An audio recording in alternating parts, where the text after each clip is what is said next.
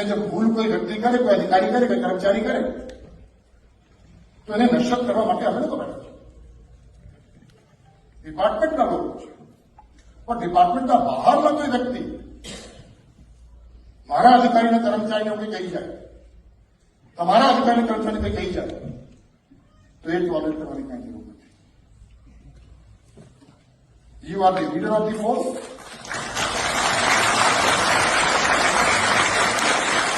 And it is your responsibility.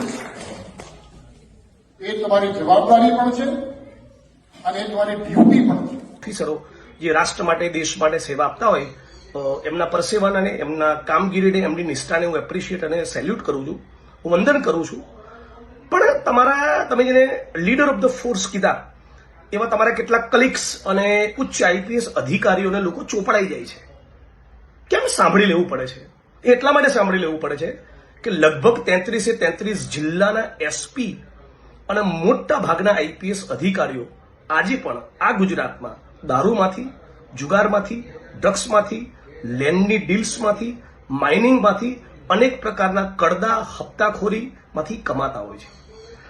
તમારા leader of the force તમે જેનો કહો છો એવા ઓફિસ અધિકારીઓનું મનોબળ રજનીશ રાય, સતીશ વર્મા કે રાહુલ શર્મા જેવું ત્યારે બને જ્યારે પૈસાને સ્પર્શ ન કરતા હોય. એટલે પહેલા એમનામાં જમીર પેદા થાય એવું કરો.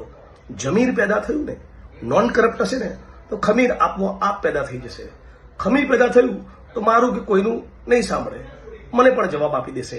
આજની તારીખ એવી ઓકાત અને હેસિયત એટલા માટે નથી કે સ્પાઇનલેસ છે, કરપ્ટ છે અને પોતાનું ઈમાન વેચીને બેઠેલા છે.